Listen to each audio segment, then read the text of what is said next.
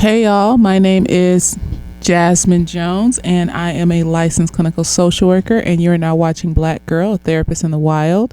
And this is a little show I like to call Therapist Sips and Reviews, and today we are reviewing Damascus.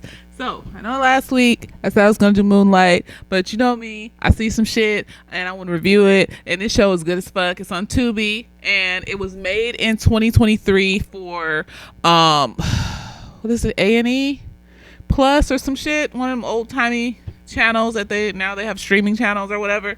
Oh, and I'm sipping on Kahlua, yes. And they just shelved it. They shelved it for 2 years, and now they're releasing it on Tubi, and it's kind of going viral because when you see the previews, it looks like some science fiction serious shit, but this is it's like existential and thoughtful, but it's also a comedy. And it makes me think of, I don't care what nobody says, it makes me think of Homeboys in Outer Space, and when that came out and how that show was just lambasted by everybody as stupid. And I love that fucking show. Like, they have all the episodes on YouTube. It only had one season. I think there's like 22 episodes or something.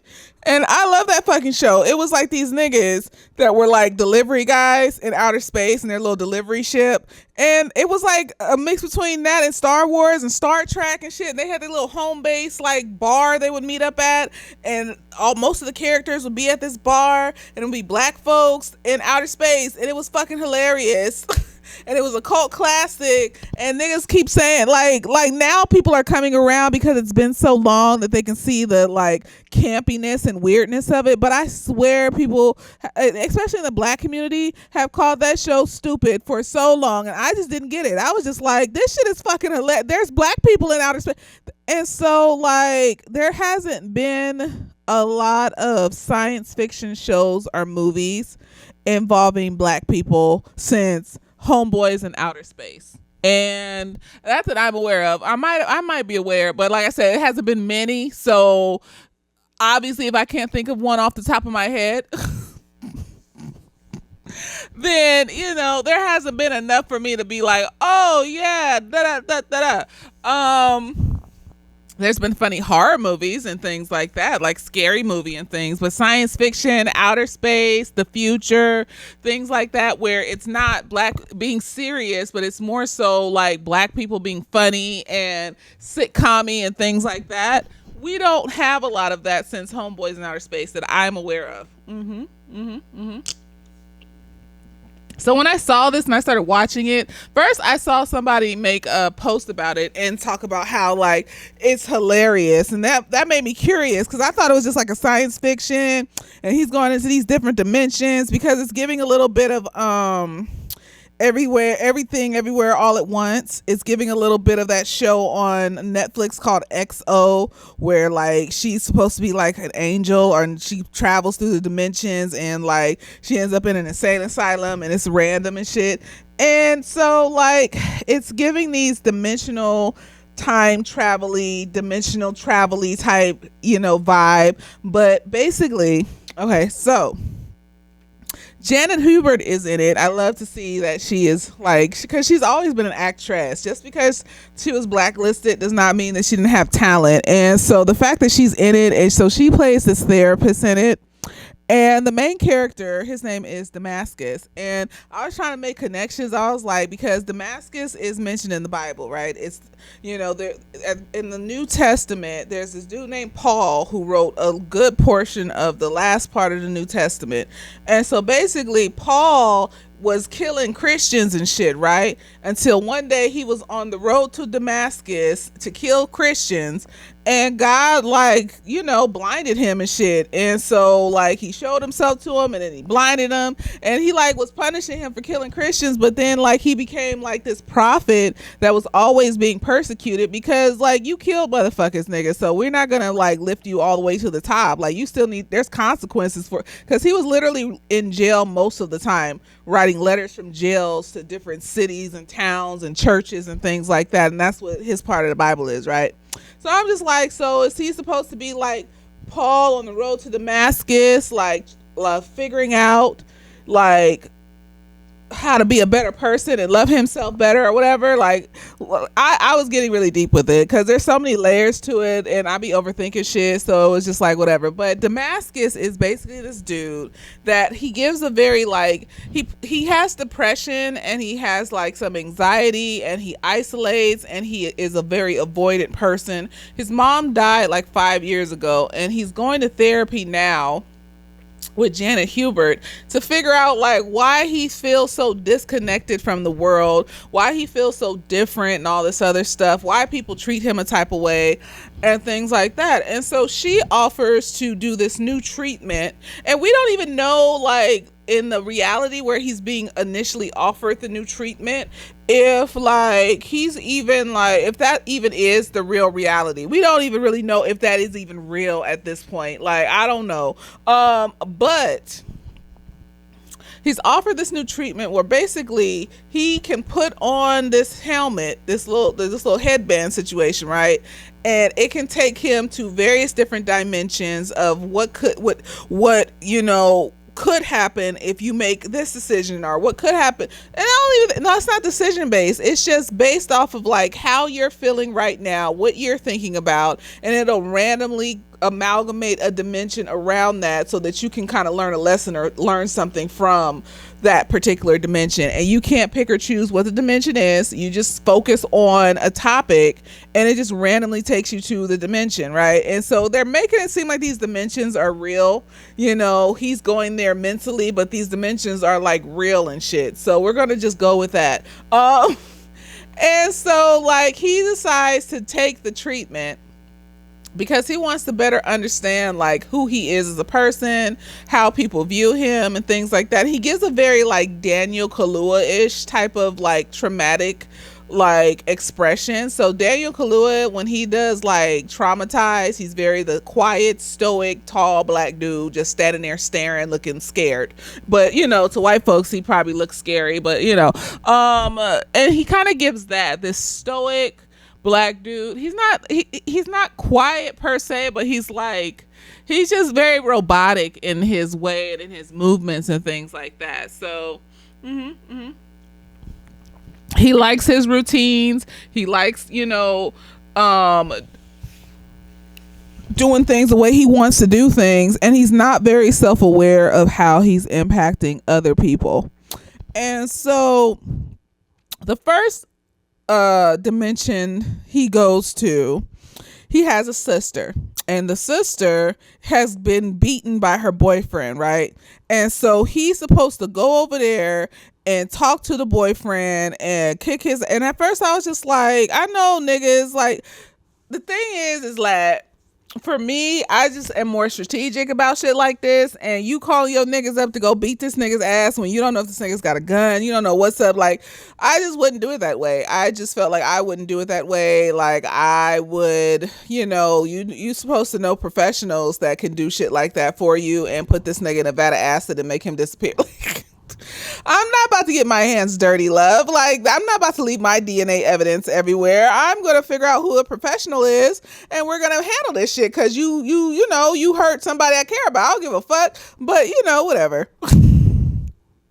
He calls up his friend Red. In this dimension, Red is kind of like a distant friend that he doesn't talk to as much, but in the regular, it calls it the primary dimension.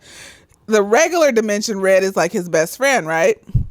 And so he calls up his friend Red, and then Red calls up the hoodlum nigga that he knows, and then he calls his uncle Martin Lawrence, and Martin Lawrence is like he wants to ride on this nigga for beating up his niece and shit.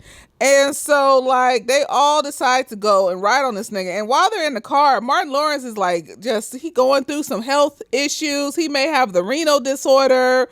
Like he got a colostomy bag. I'm just sitting here like, so what? He's vomiting up his own feces. Like he got some shit. Why are we doing this? So I'm just like, why are we y'all ain't got no money. Red's a lawyer. This is my juice thing. So I'm gonna drink some juice because I need some juice. Red's a lawyer. Why Why you ain't got enough money to hire a professional to handle this shit? Like, you know, if you just want somebody to go and beat them up, you can have a professional go and do that, and they won't leave any evidence or nothing, and then they can make it so that it's not tied to you and shit. I'm confused. I know the nigga need to be rolled on, but like, there's ways to do it so that we don't. I watch a lot of true crimes. I know how to make a nigga disappear if I have to.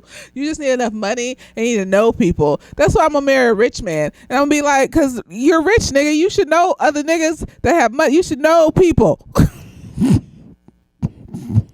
This nigga hit my daughter. We ride it down, nigga. We about to send a nigga over there that you know because you're rich and you know people. Why you don't know nobody? Anyways, the goons show up at this nigga's door, right? And like Martin Lawrence over there having the hot sweats and shit. They had to walk up a flight of stairs because the elevator didn't work. He over there about to vomit. This nigga Damascus is just hesitant at knocking on the damn nigga's door. They all have guns except for Damascus. Damascus just wanted to go over there and like be a little aggressive, yell at the nigga, but they all have guns. They're all excited about this experience because, you know, niggas like to fight to release tension. I don't fucking know. But the dude opens the door, right, and he doesn't know that they're there to beat his ass. Like, Martin Lawrence runs into the bathroom and starts vomiting and shitting, and all sorts of bad things come out of his body. God bless that character that he's playing. God bless him. He looked like he got some shit going on a little bit. So God, I hope he's healthy. Oh God, don't take Martin for. When I saw him in Bad Boys, I was just like, he don't look as fit or as healthy as he used to. Lord, God bless him. Don't take him from us. In the name of Jesus, I'm tired. I can't handle it. I can't handle it. So anyways, he's in the bathroom. They all sitting on the couch. And so the boyfriend relays to them that actually it's a mutual abusive situation, and this bitch stabbed him and some shit, and he choked her to try to get her off of him and stuff, and he went to the doctor, and the doctor said if it had been a little bit over to the left, it would have hit a lot. So they both beating on each other and shit, basically, right? And so like dude is sitting up there talking about he's going to therapy and he's working through his jealousy issues and understanding how to show up better in his relationship, but that like, you know, dude's sister is a little bit triggering for him, but he's not trying to blame the victim. He's just like relaying the details of the story, and like he, you know, he sees Damascus as this role model and he wants him to like help him like be a better bitch, right? And so everybody, like except for Martin, heard this story, or maybe he didn't give a fuck. He came in like towards the tail end of the story talking about he had to all the exits had to be exited before he could sit down. I think so. Each dimension is supposed to be a representation for Damascus to learn something about himself, right? So maybe this is like a representation of what it looks like when you recognize how you impact other people. So the dude is recognizing how he impacts his girlfriend as well as how his girlfriend impacts him, and he's working on it in therapy to better understand himself. But Damascus' issue is that he's not self-aware, and so he leans on how the people around him view him and pedestalize him in certain ways instead of like figuring out who he actually is as a person and better understanding himself and understanding how he impacts people. And so I think this first dimension was him like seeing what it looks like to, you know, recognize how you impact other people as well as how people impact you vicariously through this nigga right here. And so everything was copacetic. Like they was going to be chilling. They was going to learn from each other. And then Martin Lawrence started popping the fuck off because he wanted to beat a nigga ass. He's like, no, he choked my, I don't give a fuck who started what, nigga. He choked valid, you know, but like they beating on each other. They beating on each other, and like one's in therapy. I don't think the girl is in therapy, like, because when Damascus mentioned that he was in therapy, she was making fun of him and shit, and I was just like, okay, girl, you figure your shit out and shit, girl. I don't know. So anyways, the next thing that happens is like they trying to get Martin off of this nigga, right? And so they give him some weed to smoke and he sits down, he's chilling. And somehow the knife that Martin had that he was gonna stab this nigga with ends up in a colostomy bag, right? And then now there's shit I was, girl, and then like he flicks the knife and some of that shit gets on the nigga's face with the dreads and shit, and he just has a fucking same nigga, same. Ain't nothing wrong with having disabilities. Ain't nothing wrong with having a colostomy bag. But that shit's supposed to stay in the bag. And why haven't you dumped it out? Like, isn't it like you supposed to periodically dump that out? Why is it so full? Like, no, that shit was like mostly full with shit. And I just, So that nigga started screaming. And then ends up landing on the floor, and then the gun go off, and then Drew, the sister's boyfriend, ends up shot in the head, and he's dead. And then we come out of the dimension, and he's just like, I don't know what happened. Like, Drew ended up dead. I don't know what that's supposed to mean for me. I really think that was supposed to be like a representation for him to see what it looks like to take ownership, responsibility for your actions and how you affect other people, because you walking around here dissociating most of the time, not being able to realize why people around you are upset. Like the friend's girlfriend even asked him in one episode if he was on the spectrum, and I feel like God be sending me stuff, because like right before I even saw this show, like last week, there was this post on Instagram from the person that like coined the term neurodivergent.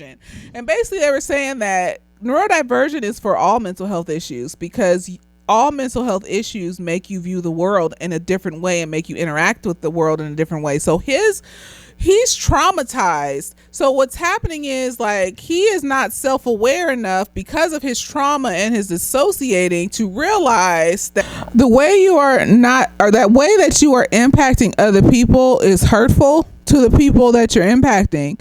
And you're not seeing it, and fair enough, no one's really telling him. Like people at work are talking shit behind his back and stuff like that, and being like, you know, Damascus, you know how he is. But then there are people that are telling him, like his girlfriend Buddy, and she's like, why aren't you showing up for me? Why don't you want to be intimate? Why aren't you excited? And like, fair enough, you're depressed, but you need to be self-aware enough to be like, I'm depressed, instead of like, you know, like doing this like Madonna horror complex because you put your mom on a pedestal, and now like, you know, you can't find your partner sexual and shit, and you want her to be like this one way, but if she is that one way on this pedestal, she's not sexually attractive to you anymore. And then like that's what the Madonna horror complex is. You pedestalize your partner, your female partner, for so long, and you don't have to be female, it could be you pedestalize them for so long that you stop feeling sexually attracted to them because they're so amazing and you are beneath them. And then you take out your frustrations on women that you consider to be whores and slutty and sexually free, which limits women's ability to be like sexually free and open in the world. You know, either they're the Madonna or they're the whore. They can't just be like with Red, his friend, and his girlfriend, and how they just be fucking like rabbits, but Red respects her. Like, and she respects him, and they respect each other, and her being sexually free like that don't mean that she's a fucking whore and she's this horrible person and you can't be in a relationship with her because she a hoe and shit. And there's nothing wrong with being a hoe either. Just be consensual and, you know, use protection. So then we go to episode 2, and in this episode we kind of get more of an idea of what his life is like in his primary world, right? So he has this girlfriend, her name is Buddy, and like he's just like distant from her emotionally, and she's trying to get connected and closer to him. He's distant from her emotionally and physically and everything. And he tells his therapist at some point during the show that he feels like Buddy sees him in this way that is very pedestalizing, and he wants to live up to that, but basically he's slowly starting to like not like her every day.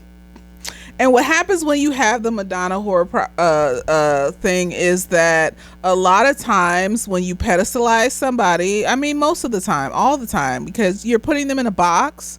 And so every time Buddy shows that she wants to fuck, she's not just this Madonna perfectionist, whatever the fuck you have in your head.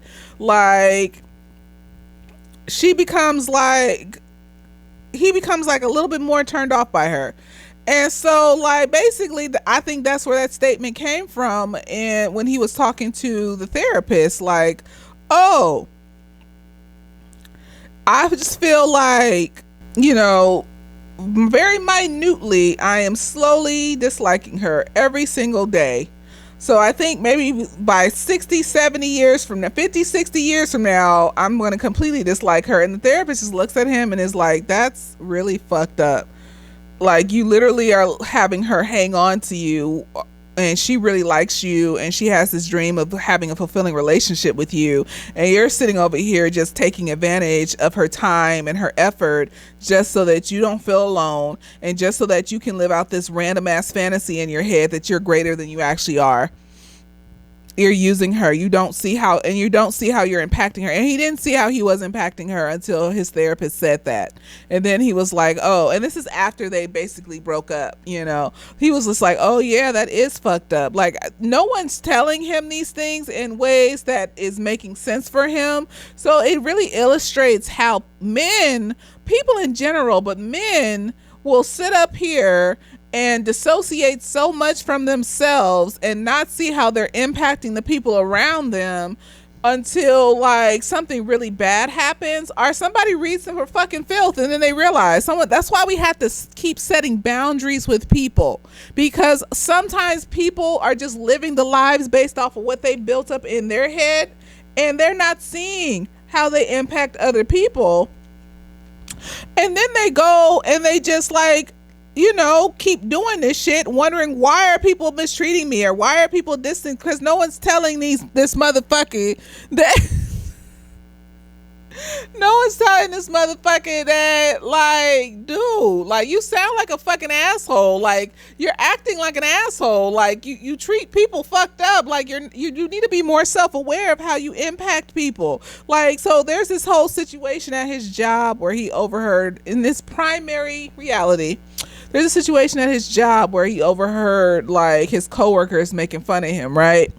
And talking about, oh, well, that's just Damascus, and laughing and hee-hawing and shit. So the next day he has like this presentation at work for like the outer space. He's a designer, and so he designed this whole thing for like women in space, black women in outer space and shit like that. And like his boss is like, this is stupid. Like, how is this involving black women when you got all these different colored women on here? And off top, without context, it did seem like, oh, they treat him fucked up because he's a black man, and what's wrong with him asking that one girl to speak up if she has something to say, and da da da da. But then his coworker came through after the meeting and added context. So basically what happened was he was in there trying to talk about diversity and stuff and why his art piece does show diversity, but it came off as mansplaining because the bitch that's his boss basically wrote the book on diversity in marketing. And she's trying to tell you something because she's a professional at this. She literally only like does reverse like discrimination or whatever, and only hires people of color. She wrote a book on it. She put the book on the reading list for her employees to read. So there has been enough information. You're not paying attention, love. And so like he's sitting up here wondering why like she don't like him. And then the girl that he was telling to talk, like, he's like, well, I was just trying to like be inclusive and da da da da da. And the nigga was just like, well, you know, we did those mindfulness cards, and you know that girl got anxiety. She wrote it on her mindfulness card. And he was just like, oh, I must have missed that. Yes, honey, because you so lost in the sauce, you ain't paying attention to nobody but your sadness and your miserableness and trying to get through it and push through it with work and whatever, and marijuana. And there's nothing wrong with marijuana. Like, it doesn't seem like it's adding or taking away anything from his life. It seems like, just like smoking a cigarette was in other movies and shit in the 90s. So I'm not even going to say it was the marijuana, because like most of the time he didn't even seem high. He just seemed depressed and numb. Maybe it is adding to his depression, but I don't know, because they never mentioned it as a like bad thing or a good. Even the therapist smoked weed in the session. I that doesn't happen in real life. You can get sued for that. Like, you're not supposed to, like, our licensing board is federally funded, and marijuana is federally illegal. So if the client reports a therapist for smoking weed in session, like, they could potentially get their license taken for doing illicit drugs that go against the federal funding of their license. Right. So that doesn't happen in real life. That's fake. Maybe this is supposed to be the future, maybe the near future. So maybe it could. Maybe. Anyways, and then the dude is like, just like, Damascus, you aren't paying attention to like how you're affecting your coworkers and the people around you. You're not reading these things that the boss sent out. And so the next day he like, makes the a new presentation, because the dude told him his mom was in space technology or NASA or whatever, or she always wanted to be in NASA or something like that. And so he takes that dude's story and makes his little art piece about it and shit. I mean, the art pieces weren't the greatest, neither of them were, but like it's about the story. Beauty's in the eye of the beholder. Ooh, excuse me. And so like he thinks everything's copacetic now with his coworker. So he's walking back to the lunchroom, and his coworker is telling the rest of the coworkers that he gave Damascus the idea, and he had a come to Jesus moment, and Damascus, realized, and and then his coworkers are just looking at him at the dude, and it's like, yeah, but he's still Damascus, like, and then they start laughing and shit, and Damascus is standing there, and then we move over to him in his therapist's office, and he's telling the therapist, like, I just don't know, I just don't understand why people are, treating me this way or looking at me this way. And it's like everyone's speaking a different language, and I'm just, out here like, and that's the trauma. The trauma's made you dissociate so much that you are not like your social cues are off. Your social cues are off. That's why, like, when people are diagnosed with shit like autism or ADHD, it's not just one symptom. So he ain't autistic. He got neurodivergency from trauma and depression and hyper focusing on himself so much that his social cues are off. And it's hard for him to recognize, certain behaviors in other people and how he affects those behaviors, because he's not focusing on other people like that. He's just trying to make it through the day every fucking day. And so he's actually confused. But the thing is, for me, I also feel like nobody's setting boundaries for him. Because every time somebody says like, oh, you're hurting me in this way, he does sit back and take notice and think about it and work through it and try to figure it out. Not every single, not like when his girlfriend is doing it, he's just like doubling down on that shit. So there was work that needed to be done. Even his friend Red, when his friend Red was doing it, it's almost like, it feels like if he doesn't think you're going to leave him at his worst, it's like he doesn't feel like he needs to listen to you or change in any way or take into consideration anything you're saying. So then, like, in episode 2, we have a situation where, like, his friend is begging him to come to his art show. Like, Damascus keeps avoiding his friendships, avoiding his friend, avoiding everything. And so basically the friend had to get his daughter to trick him into coming to this man's art show. So he goes to the art show, and then he does what he keeps doing with women, is he meets this woman there, and she's a magic pixie dream girl to the max. Like, black woman, gorgeous magic pixie dream girl. She's in there in all red, and she's wearing like,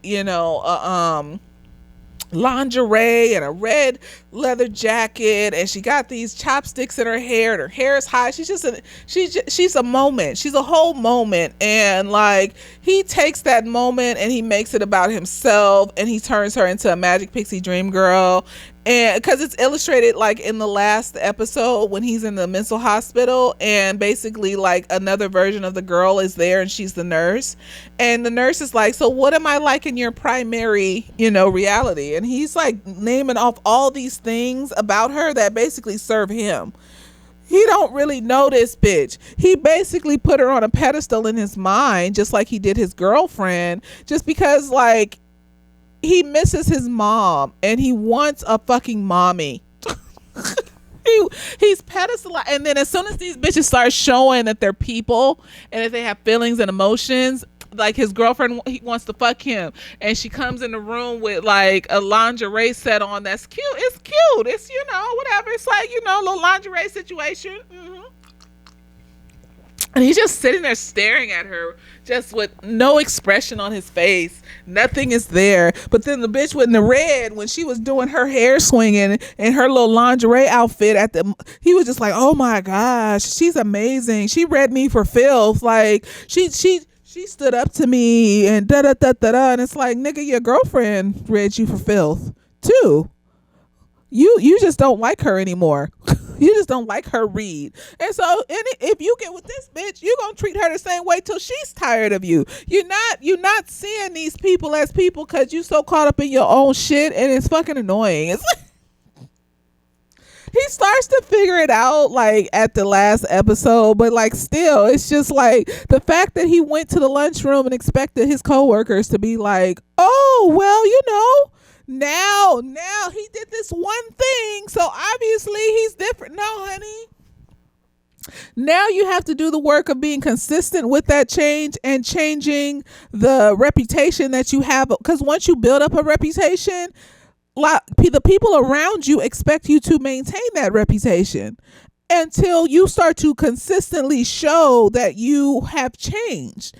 And not to say that they should disrespect you, because his coworkers didn't disrespect. They talked shit behind his back because of the way he was showing up, but they didn't disrespect him in his face. They didn't treat him any type of way. It was just like, Damascus is just hype. It's like a robot. He's just focused on work. Even in intimacy, he's like a robot. He only I was just like, is this nigga just vanilla, or is he just, because I feel like his girlfriend probably had this high libido since the very beginning, and like she wouldn't have just got with a nigga that didn't know how to pump it real good. Like I just feel like he was different. He was like, she wasn't, or maybe not. Maybe she was just but like, I don't know. I just feel like he was different. I feel like he was different. You're different when you're not depressed. And so like, and then the therapist keeps writing in her notes like this thing about like the repressed the overbearing mother and things like that, which can happen. I also feel like it's about his father being absent too. Don't just put it on black women, don't just put it on black women. It's like a whole thing. It's not just black women. Like you didn't, your dad died, honey, before you were even born. So the male presences that you needed to have in your life to show you a representation of what it looks like for black men to express their emotions, to be self-aware of how they affect other people, like the positive male role models. You didn't have that. And so you had your mother, who was probably, it sounds like, because it's mentioned multiple times that she was overbearing. Even in one of the dimensions he goes to, it's brought up that she's overbearing and only paid attention to like her students. I guess she was a teacher. She paid attention to her students more so than she did him.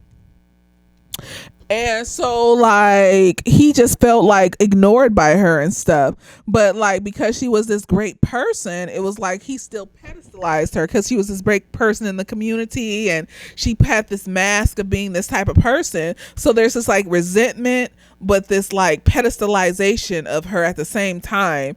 Maybe there's a guilt around the resentment as well. And so you keep trying to look for your mother in these bitches, and you just not working through your grief, honey. That's what it is. So it's like the videos I've done before about grief and things like that. Grief is the ultimate of learning how to let go. And so if you haven't experience loss in smaller ways throughout your life, first, it's the loss of your favorite toy as a child. That's your first loss. That's why babies be crying like that. 3, 4 years old, they lost their favorite toy at the park that they've been playing with since infancy. And they just go into a deep just depression, let's seem like, for at least a day or two, and then they forget about it or some shit. Like that's their first experience with loss. They need to feel that. The first time you lose a friend, the first time you lose a partner, the first time you lose like your cell phone, these little losses are things that help you get to a point where when the big loss comes, when somebody you care about dies and things like that, it's easier to transition through that grief and not go to an extreme place where you can't let go. Like in that movie Talk to Me with the ceramic hand and shit. And how she was out here like killing motherfuckers just to get a glimpse of the demon that pretended to be her mom. Like, honey, that's not your mom. Like, you need to grieve that. Letting go doesn't mean that you forget the person. Letting go means that, okay, this person wouldn't want me sitting around moping for the rest of my life. And I love them. And I've cried till I can't cry anymore about it. And so I'm going to work through continuing to live my life while still honoring them in the ways that I feel comfortable honoring them.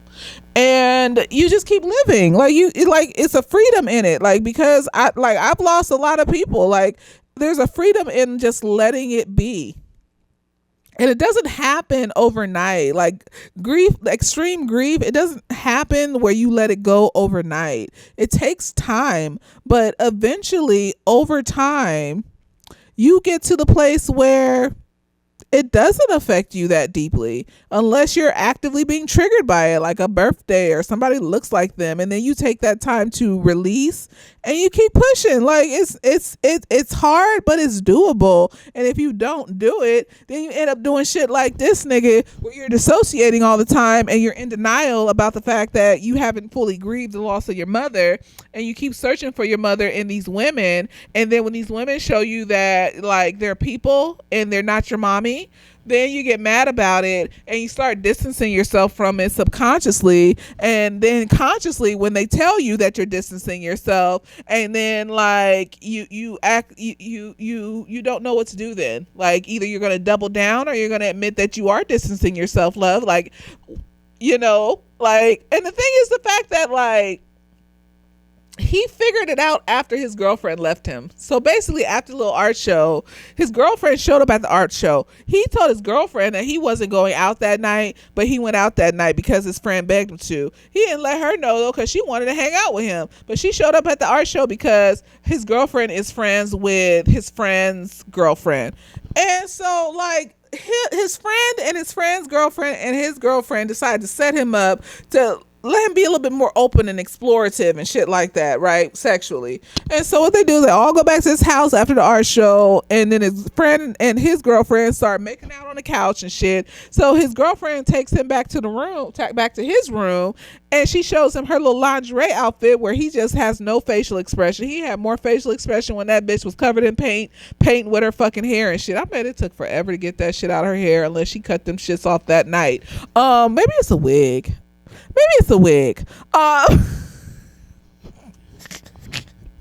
It's a cheap wig too. You if you're gonna use it as a paintbrush, it can't be too expensive. And so anyways, because that was the new thing to make him feel something, a little bit spark of excitement. And it's that's just an addiction, love. That's just another addiction. You don't need a new bitch. You need to figure out what's wrong with you. You don't need a girlfriend, period. You just need to figure out what's wrong with you. And his girlfriend's trying to role play and try to be a little aggressive, and this nigga's like, no, I don't wanna, and it's just oh my gosh.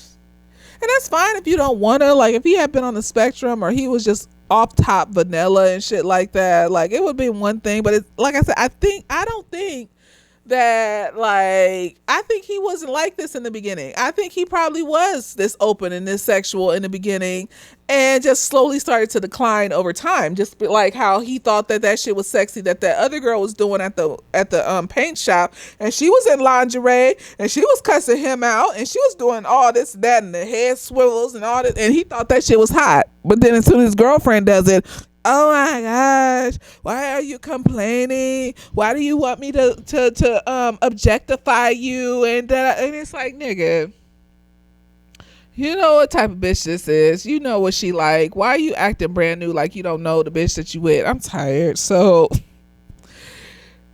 it doesn't go as planned, and they end up breaking up because, like, I mean, they never said it officially. Like, she just goes home, and so he just assumes they're broken up. Like, he just lets it ride. Like, I was just like, so you just gonna let her walk out your life? Okay, girl, you don't give.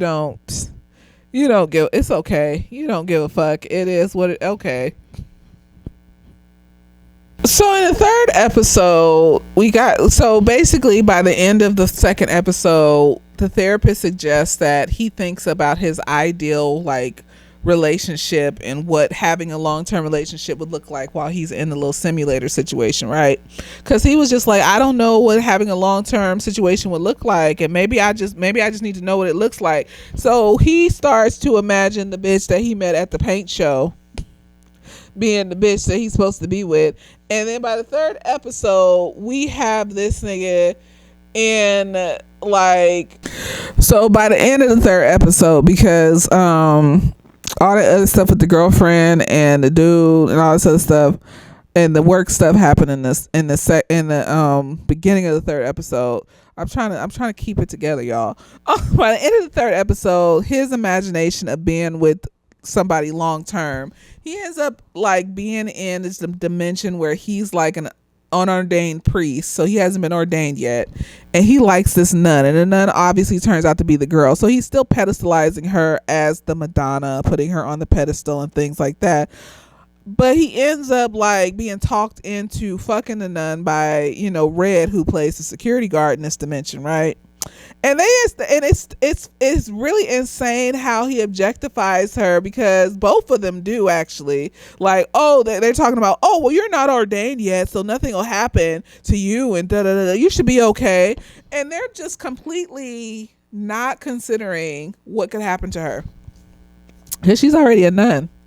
She's already a nun, love. Like, she got her shit. So they're not even considering the potentiality of, like, because at least if you're going to do this more secretly. Like, y'all got homes, y'all got other places. Why would you do this at the church where other people are at that can see you and shit? So you objectifying her, you pedestalizing her, and then you still end up fucking her, and then she ends up being excommunicated from the church because the folks that they kicked out the study room, the Russian folks, they told on him, and because he's unordained, he's perfectly fine, but because she's a nun, she gets excommunicated and shit. And then he's like, oh my God, why didn't you punish me, Lord? Da, da, da, da, da. And then he starts whipping himself on his back as what is it? Whatever it's called. It's called something. But he starts, as a punishment, he's punishing himself. And it's just like, you shouldn't have did it. Like, you should, or at least you should have considered, like, her position, and you should have been more strategic about how you did it. Like, you only thought about so it's just another example of how he is not self-aware of how his wants and needs affect other people. And how you are objectifying and pedestalizing the bitches around you, and then, like, acting fucking clueless when these bitches be calling you out, until you go to your therapist and your therapist puts it in more succinct wording, and you're like, oh, that is fucked up that I don't really give a shit about my girlfriend like that. And, you know, it is what it is. And I'm just like, really, love? Really? And then, like, we go, so in the third episode, what I also like about it is that in the third episode, it's like how it literally shows 1, 2, 3 how he is impacting the women in his life. So the first woman is his girlfriend, and they end up breaking up. The second woman is Is it? Because the second woman name was Teresa, and that's his mom's name. I think that it's because one of the characters was talking about their mother and how their mother showed up for them, and then it influenced him to make the art piece about black mothers and how they show up for boys and things like that. And it allowed him to also express the deep longing for his own mother, maybe because it also, because in that little segment where it's Teresa, right? Therese, I don't know how you say her name. It doesn't, they never show his mother, but she's like this martyring ghost that's always in the background, just like, I always mention Interview with a Vampire and Louis and Lestat, and throughout the whole series of these books they use Christina as the martyred example of how everybody should be. They always invoke her name, they always bring her up, they always like compare people to her and things like that. It's like that's what people that are like not self-aware do. They need like a touchstone and they will use people in their lives, or people that have died especially, or people are that girl that got away, as their touchstone, as their example of how everyone else should be, and comparing everyone. It's like when you're traumatized by somebody or you're been abused by somebody like in your childhood, and basically what you're doing is like you are projecting your abuser onto everybody else. You also project the people that you lost that made you realize that you ain't shit. But instead of facing the fact that you ain't shit and you need to work on it, you are using them as an example and saying that, oh, I'm only going to be shit when I have somebody in my life that personifies this person that left me. So until that happens, I'm not going to actively work on myself like I'm supposed to. Right.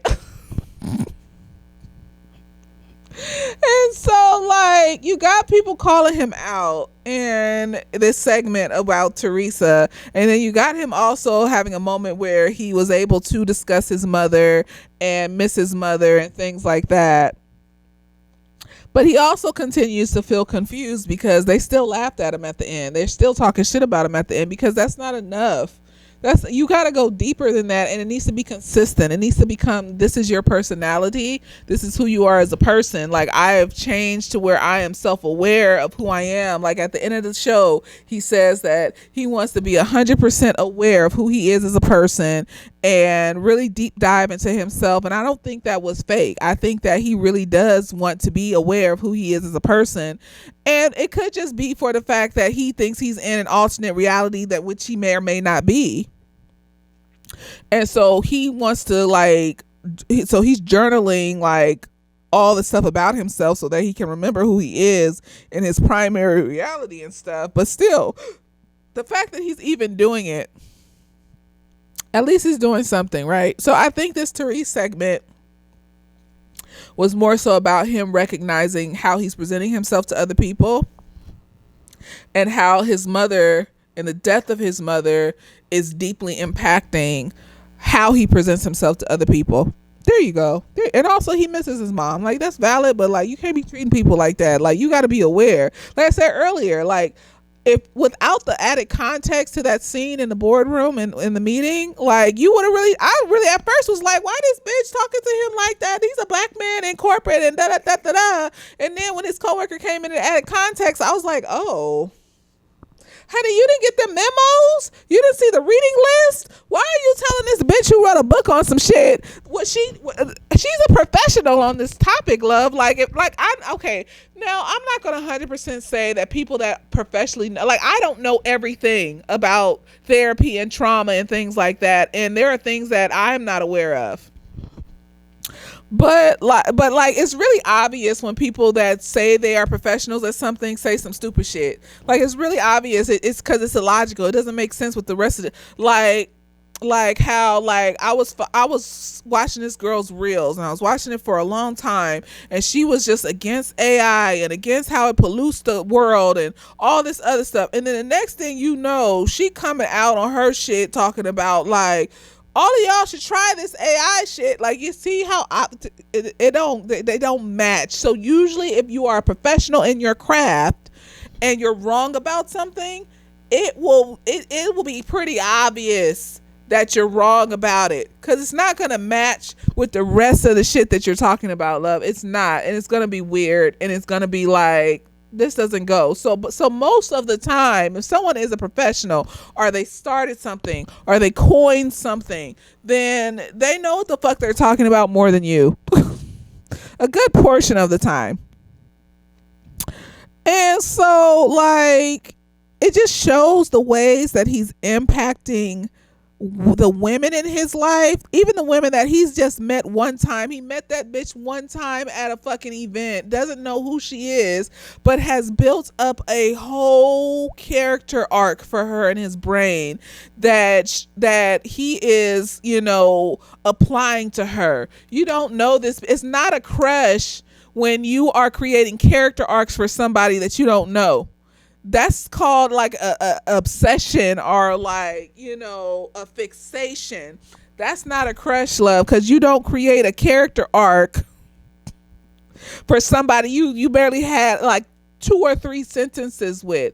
I mean, if I have a crush on somebody at this point, because I used to do that. I used to create character arcs and shit for niggas and be like, and just make believe in my head, and then treat them niggas based off what I made believe in my head about them until they showed me who they were. And then it was painful. It was every single time it was painful until eventually it hurt enough for me to stop in the name of Jesus. And like, if I get a crush on a dude, like, I think you're cute. Maybe I saw something that, you might have had in common with me in a certain way. Maybe you said something smart. And I was like, oh, you seem like you might be smart. But I'd really actively try not to go further than what you have shown me in the present, in the moment, from yourself. I try not to add extras onto it, like, oh, he's smart, he must be an intellect, he must know a lot of things, he must like having deep conversations and da da da da. Come to find out, like, you like to use your intellect to brag and like make people feel inferior to you. Absolutely not, love. See, that's what I mean. Like, you have to stay with what they're showing you, and you can like and have a crush on what they're showing you, and maybe try to pursue it further to see like what else they can show you, to see if it matches with who you are. But when you're creating character arcs and then you're treating them like the character arcs that you created in your head, that's not a crush, love. That's obsession and a fixation. You think that they can fix something inside of you. You think that they can fix something inside of you. That's why you created this character arc. Like, oh, I've been so lonely for so long. He's giving husband vibes because he can cook. Like, and cooking is just another art. That's why I don't like cooking, because it's not my medium, and it bores me and frustrates me. But the things that people create from cooking that are magically delicious, I enjoy ingesting art, viewing art. But there are certain types of art that I don't want to draw. I don't want to paint. It's boring. I don't want to write, but like at some point I'm probably going to have to write a book oh God, I don't want to write. And they'd be like, well, you can get a ghostwriter, but that's my story. They'll see the Aries in me, girl. Like, it's my story. Like, why would I have another bitch, right, putting their 2 cents on? There's a lot of things I still have to overcome and shit. And I don't trust motherfuckers gonna put your 2 cents on my motherfucking story. I don't know you, nigga. Let me shut up. There's things I still need to work on and stuff. I realize that I have the neurodivergency where I get fixated on being right and figuring shit out myself. And some of it's trauma. Some of it's, I really do get fixated on this activity, and I don't think outside of it until it gets really bad. So my ear's been clogged up for like a month. Whole time doesn't hurt. I just can't. I thought something was stuck in there. So I've spent at least about $150 on various different ear picks, appliances, water things to get the shit out of my ear. And then the other day, and then I started to feel this like this pain down my neck and in my shoulder. And I was like, what is that? Like, why? I didn't want to go to the hospital. I don't want to go to urgent care. And so the other day, I was just like, let me look up. Can you have an ear infection without pain? And yeah, I got an ear infection and probably had it for about, no, there was actually water in there though. Like I felt it moving around. I think I flushed all of it out, but like it was water in there. And that's why I can't hear properly and shit. And so now early today, because this is Monday at 1 something in the morning, I'm going to go to urgent care and get some antibiotics and have them fix it. And I had to realize that's a problem, girl. Like you just got so fixated on it because you needed to be right. You needed to fix it yourself. And I'm glad I didn't accidentally, poke a hole in my eardrum with all these ear appliances and I got the ear thing that has a camera on it and you can look. And then when I think that was my first inkling that it was an ear infection because when I stuck the camera in there, I want to talk about this. I don't care because I'm upset. I had to admit defeat and it's not right. And I saw that like there's like red lines coming out from my eardrum. Still doesn't hurt when I touch the thing. There's like these bright red lines coming out from my eardrum. And I was just like, that doesn't look. And then the next step was looking up eardrums with ear infections. And I was like, oh, that looks similar to what.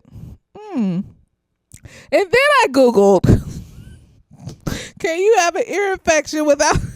Now I'm over here like, Lord, I'm gonna get the sepsis. I have like hypochondria and shit, nigga. Like I will turn any little pain into it's cancer. I'm sitting up here trying to wave off intrusive thoughts about like me getting sepsis and ear cancer. And it was stupid and sat up here for a month with an ear infection and then go to the hospital and shit because I wanted to figure it out. I would have been a little pat on my back like I did it. I was like, bitch, just ask for help. Like, it's not that serious. And I was just like, am I still traumatized? Or I feel like partially it's trauma. Like, I don't like the hospital like that. Like, but like partially it's like, no, like this was interesting to explore. Like I saw the inside of my ear by myself and shit. Could have poked my eardrum, could have went deaf, but I tried to be gentle. And then when I saw too much of it and it was all red and shit and veiny, and I was like, oh, let me take this out. Let me just put this away. I don't need to be sticking this in my ear. I don't need to fix this. The doctor will fix it with the antibiotics. You just learn shit about yourself when you take time to process through the trials and tribulations that you experience in life. And like this nigga ain't sitting here processing. See, we bringing it back to the main situation. He ain't processing through shit. He just like, oh, I'm so numb. I don't care. Work helps though, and but socializing makes people mad at me, so I don't want to do that because then like I have to face myself and I don't want to face myself, and so that's not healthy. And now I'm pedestalizing bitches and girl, it's not healthy. So then we have episode 4, and this is Thanksgiving episode, right? And so in this episode, he's ignoring his friend Red, and Red's feelings is hurt. Like Red is calling him on the phone, telling him to come over, and like he's just like, I've been trying to call you, why you not picking up the phone? Da da da da da. Like I care about you, you're my friend. Da da da da da. And his nigga's just like, well, I just need some time to myself, and you don't have to keep calling me and checking in on me and stuff. Like this nigga cares about you, love. Like why would you? That's your friend. He's supposed to. Okay. And so Red's just like, but if I don't check on you, then we would never talk. And he's like, I'm sorry. I don't think, honey, you need to I would say go to, but you are in therapy. I just feel like the therapist is no, because she saw this nigga was fiending for it. Like he literally broke into her office to get this shit, and she still put this shit on this nigga's head. Like I just feel like the therapist is not therapizing. Like why are you smoking weed in therapy? You know, she not therapizing. Like you know, she acting the part good. She's acting the part of a not great therapist good. You know, she knows her shit, but she not do like she's not the client don't need that headband, love. Like the headband caused him to potentially be in a coma and shit. So I don't know. This nigga on little fake YouTube looking at sad Thanksgiving videos, and this nigga talking about his dog died and how he's like, you know, memorializing his dog and shit like that, and you know, bringing up feelings about how he lost his mom and shit. And I'm just like, okay, you need to go hang out with friends. You need to go hang out with friends and shit, honey. And I am all for a by yourself holiday.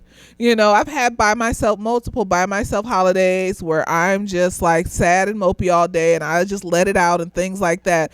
But it's the overarching, like outside of the holiday, your friend is trying to like check on you and be there for you, love, and you're not trying, not even a little bit. So basically, he tricks the doctor into letting him into her office to get his little journal book that he has, where he keeps track of like who he is and his like primary reality and shit. But then he breaks into her office and puts a little helmet on, the little headband, right?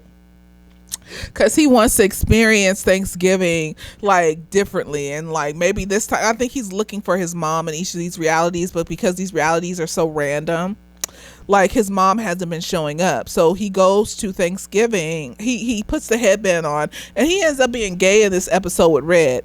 And so I'm thinking, because Red does him dirty in this shit, right? Like, so like Red has this skillet that his mom, it's a family heirloom. I don't know why they're not, because we had this little itty bitty miniature skillet like no one ever actually used to cook anything with.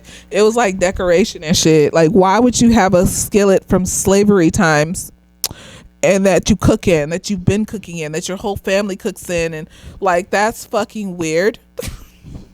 No, because we're acting like things don't rot. Like, okay, you don't clean the skillet ever, right? But the layers of shit over 100 years that you've been using, the chemicals, the oils to cook in this, the skillet would have broke regardless eventually, whether you put it in the dishwasher or not, because everything outside of us rots and breaks eventually. And so like this nigga like Red puts the skillet in the dishwasher, right? And then like it cracks, and he doesn't want to tell his mom that he did it. So, but the fucked up part is he doesn't tell Damascus that the skillet was this special family heirloom that made the cornbread they cooked in it taste like slavery. I don't want to taste slavery. I don't want to be involved in slavery. I don't want to be involved in motherfuckers controlling me. So eating the food of that has been soaked in slave juices, I don't want that. I don't. You're trying to bring something into my life spiritually that's not okay, you know? It's hanging on the wall. That's an artifact. That's an art piece. Like, that shit probably would have been worth a lot of money if they hadn't cracked it down the middle.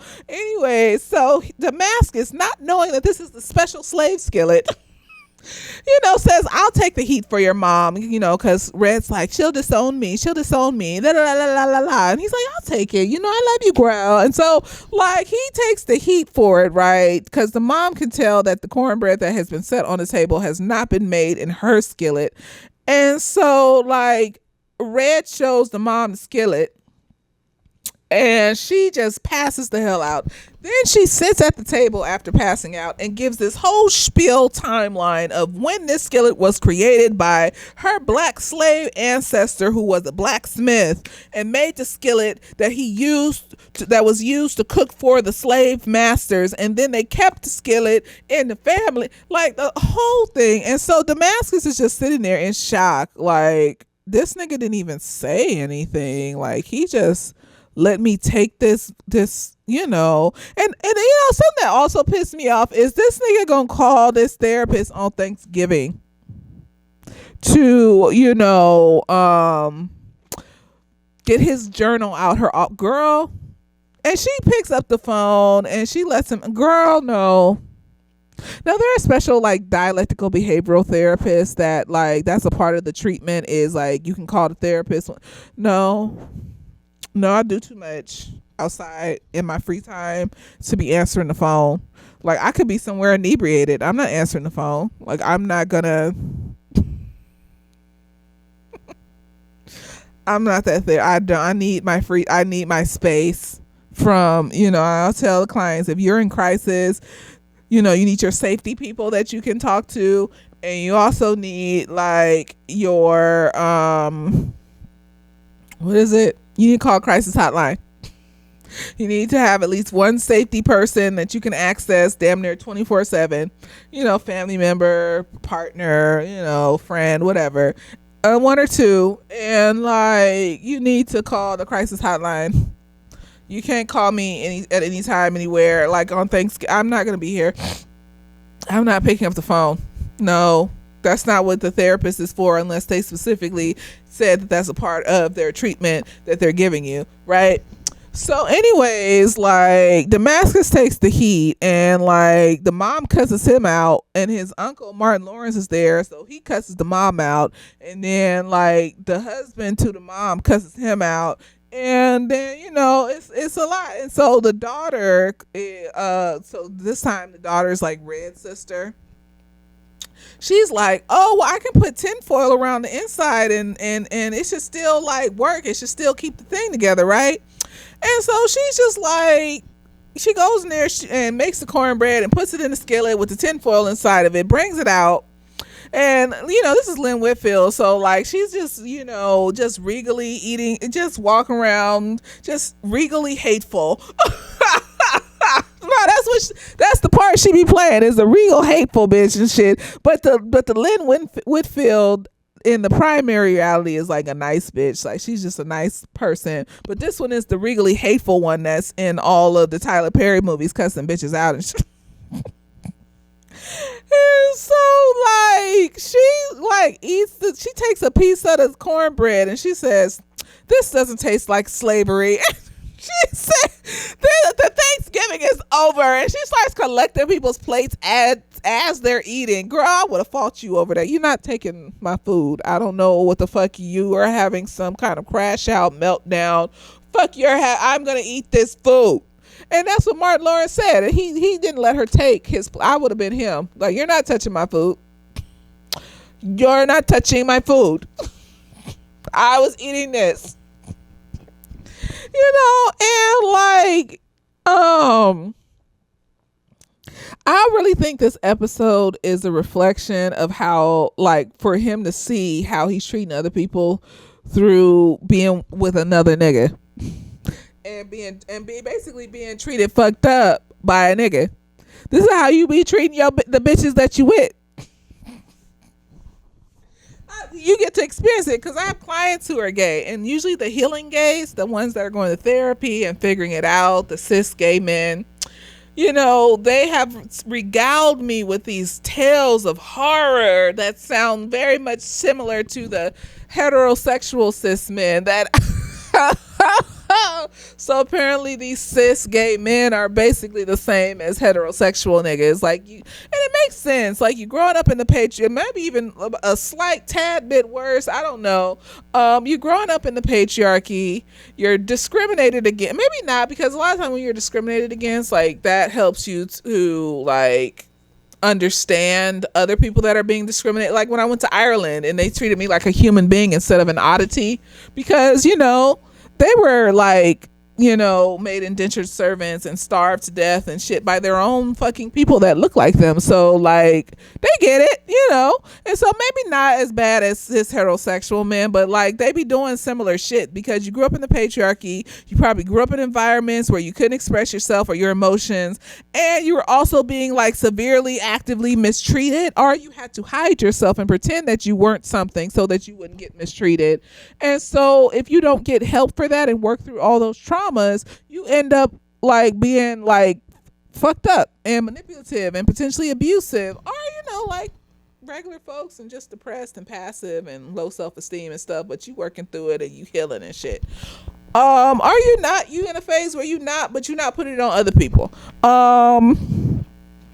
But no, like they be telling me horror fucking stories that sound the same as, women or other people that get with cis heterosexual men.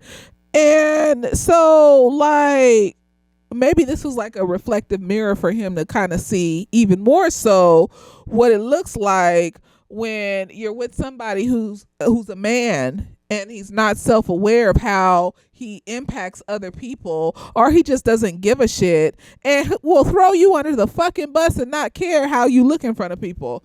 And like literally the his Damascus uncle and Red's dad eventually squash it and start watching football. But Red's dad basically tells Damascus, like, my son ain't shit. Like, you plan on marrying him because he will throw you under the bus real quick. Like, you need to figure out if you really want to be with him. But then his uncle is just like, well, you gotta say something about a nigga that can hustle another nigga. So, at least you're not alone. And I'm just like, and then he's like, and like basically he's saying, at least you're not alone like I am and have to hustle my way into like my nephew's Thanksgiving and shit. And I was just like,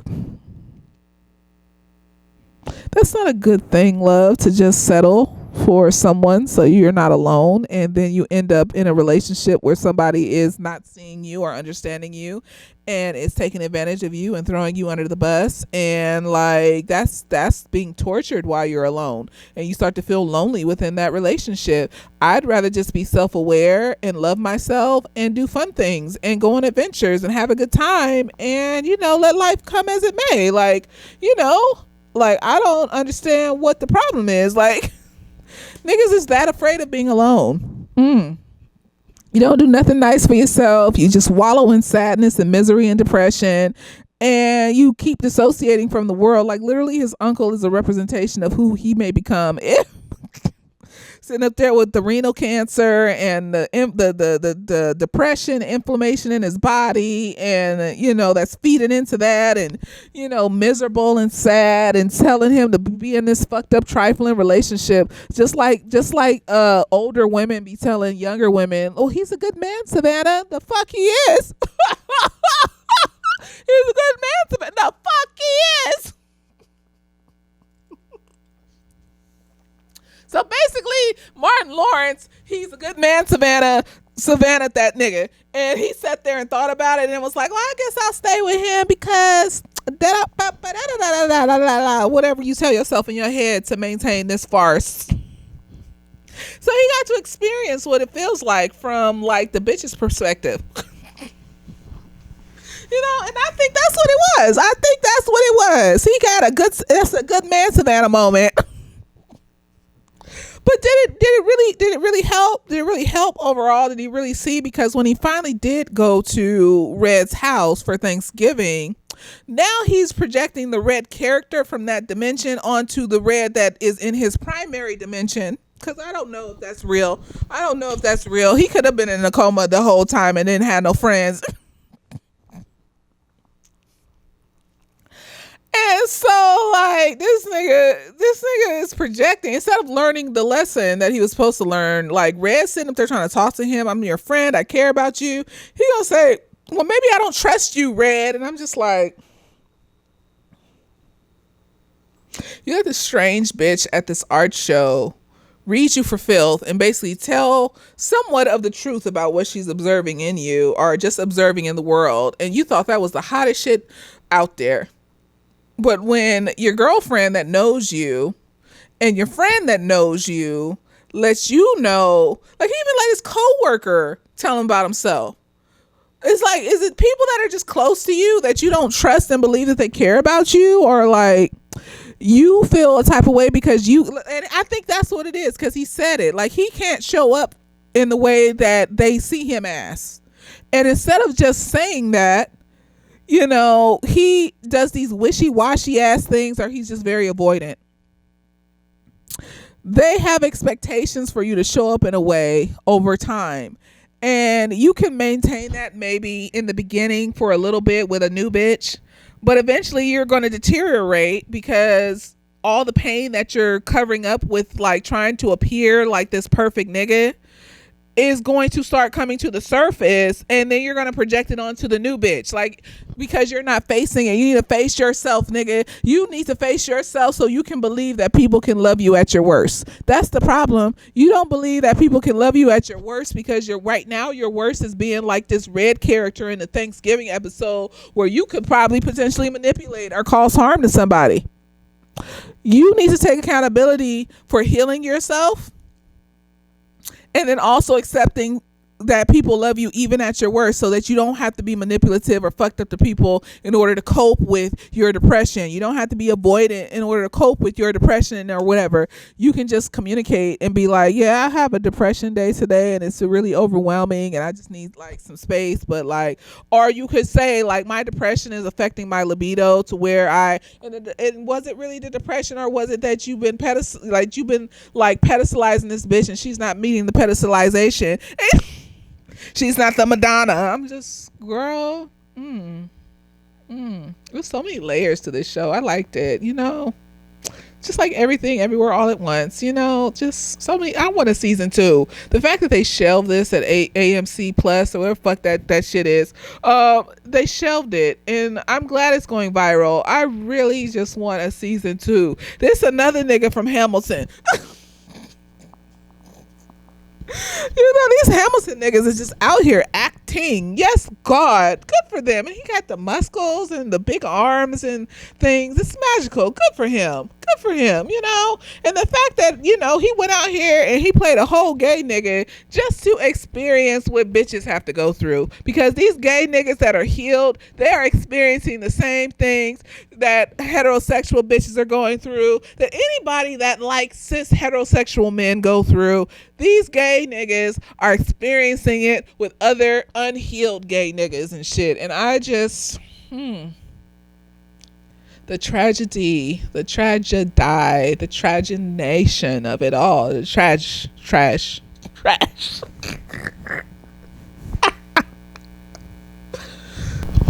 So anyways, like I said, he's at his friend's house in the real reality or whatever, and like he basically tells him he doesn't trust him, and I'm just like, do you not trust him, or do you not trust the nigga that from the other dimension that you just came from? Because you set up here and allowed him to walk all over you and walk roughshod over you and shit, and you're projecting instead of like taking it for what it is, that this is what you be doing to bitches in like an avoidant way. Right. And so he sits in there, he goes in the house, he breaks bread with folks. He came to Thanksgiving late, of course.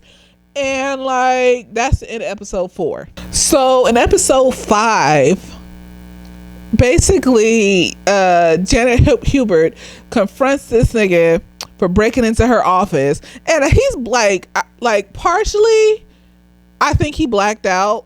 And partially, I think he knew what he was doing. So he comes to her office and literally is just like immediately apologizing for going into her stuff and using the little brain thing and stuff like that.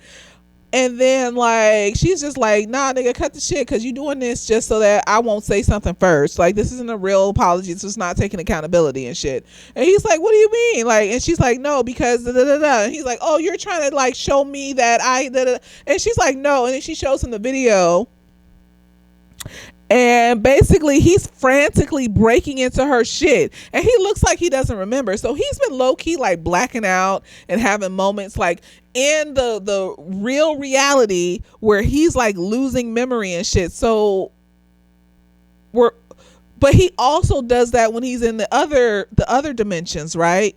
So he loses memory and stares off into space in the primary dimension, and then he does that in the other dimension. So I believe he first did it in the other dimension. So like it was like kind of like a marker of you being in the other dimension, right? But when he starts doing it in the primary dimension, that's when I'm just kind of like, is this real? Is this real? Is this another like dimension? Where's his real reality? Like, that's when I started getting confused. So when they did this and like he looking like he don't remember, frantically breaking into her office, all they showed when he went into her office on the Thanksgiving episode was that he pressed the button and the door opened, right? I'm just like, is he losing memory because he's using the headband too much? Is, this reality that they call the primary reality fake? So many questions. So many questions. So anyways, she confronts him, and brings up the fact that his mom keeps coming up in, these realities and things like that. And he's just like, I need to go back in. I need to go back in and figure it out. I'm looking for her and da da da. So he goes back in, and he's with, the little dark skinned girl from the art party. And they're on like a reality TV show, such and such, where they're supposed to be like strangers that got married, right? And so she living at his house with him, and he is just deeply entrenched. And you would have thought his mom was alive still. Like, I think he went in there with the intention of trying to meet his mom, and because like the therapist was just like, the fact that you keep going to these dimensions and they're supposed to be random, and every time you go, like, your mom isn't alive, she's dead, means that is a very like striking point of change in your life and trauma in your life. And that's why every dimension you go to, she's not there, and there needs to be a reason. So she had him think about his mom, and so he goes to a dimension where at first I thought the way he was talking, that sounded like she was alive, because they went to his house and he talking about don't move nothing. My mom liked her ring and the thing, and he got these little like roly polies in a fucking cage, talking about like he named them after the Waynes and shit, and like he got some shit going on, and baby girl don't realize it until it's too late. Like, she over here making excuses for this behavior, talking about he's just high strung, and everybody has their trick. See what we do when we get desperate and we just like make excuses for behaviors, and he's a good man, Savannah, this motherfucker to that himself. We end up in a box. And so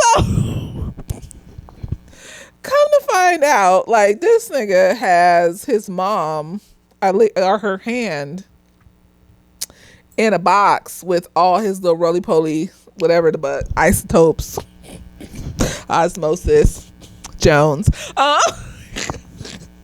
And she finds it while he's asleep, and then she starts screaming, and he comes up behind her and closes the door, and then it turns off. I'm assuming he killed her. So I'm guessing this world is a representation of how intensely he is tied to the loss of his mother, to the point where the amount of emotion resembles that of somebody that would do some shit like that. Even though he wouldn't do some shit like that, the amount of emotions he has around it is reflecting that, he would do some like it was reflecting that of somebody that would do some shit like that. He's just not doing. He's just like severely dissociative. That's where that amount of emotion is making him do, to be severely dissociative and not recognize how he's treating other people. But if that amount of emotion were in somebody that was like a sociopath, yeah, that's where it would go. Like, if he was a sociopath, if he had no empathy or care, and his only touchstone was his mom, he would do some shit like that. And that's why I think that's why that came up. It's showing you, like, look at you with these emotions and how extreme they are. Like, look how intense they would be if we just took the empathy away. We just took the empathy and care for others away, and you would kill somebody over this. You remove one piece out your brain, you would kill somebody over this shit, nigga. Like, what's going on? Do you not see it, love? Do you not see it? And so like he comes out of that reality, and the doctor's like, that was a pivotal moment, your mom dying, and why isn't she showing up in your realities every time you try to seek her out, and da da da da da. And so she lets him go back in, and I'm just like, why are you doing it more than once? Like, I don't think I've ever done EMDR more than once in a session. Like, why were you doing this more than once in a session when it physically affects your brain in a type of way that your brain needs to rest after? Like, you don't keep going back in and doing shit. Like, if we get through one EMDR memory in half of a session, we talking for the rest of the session so your brain can rest, because you don't need to be going back into that and like doing all of that. But like, he goes back in, and this time he focuses on his mom, and his mom is there, but we can't see her face. And he's at like this retirement thing for her that they're having at the school that she worked at, and he's supposed to give a speech, right? And he's talking to Red before his speech, and he's telling Red, like, all these people are here for my mom, and how she bought the brand new Jordans for this kid, and she only bought me Payless shoes and shit. The equivalent of Payless in this world. And Red's just like, well, that kid never had shoes, and da da da da da. But like, it's the way she showed up. Like, you can occasionally get your child some Jordans, love. Like, you can just occasionally throw him a bone and be like, let me, instead of Payless, like my mom, like I mostly had Payless shoes, but like she would get me like name brand shoes and shit. I think she was so happy that I was more so into Vans. I loved me some Vans. I did, because they weren't as expensive as Jordans. For whatever reason, I love me some good old Vans. I did. They were a thing. Like when I got my Van slides, I was like, look at me in my checker Van slides. It was a thing. It was a thing. Everybody was wearing them. It wasn't just me. Fuck you, niggas. Ain't nothing wrong with Vans. Those shoes were comfortable. Shit. And like I wasn't really into Jordans. Like they weren't cute to me like that. I wanted to be different. It's like all these black kids is wearing Jordans and shit. I'm going to get me some Vans. Just like when I needed to pick a language in high school, and I was just like, I want to do French. Everybody does Spanish. I'm going to do French. I should have did Spanish because the place where I live, people speak, even though French is the worldwide language. Where I live, Spanish is, the second language after English. And so, probably should have took that Spanish class, but I have this innate thing where I need to be a contrarian. Until I get comfortable, then I'm like, if it makes sense, I'll do it. If it's logical, it's like, oh, okay, this we're supposed to do this because this causes this and this. Okay, that makes sense. It's logical. I'll do it that way. Them shoes was comfortable though. I really do believe it kept me from getting bunions and shit for like, No, them Jordans, they be giving you fucked up feet and shit. I don't care. I don't know how sneakers that are supposed to be comfortable can give you fucked up feet. But all I know is that niggas that I knew that wore Jordans and Nikes and shit all the time had fucked up feet. And so, my feet weren't fucked up. That's all that matters. And now I wear barefoot shoes because they're magical and you can feel the ground and it's wonderful. And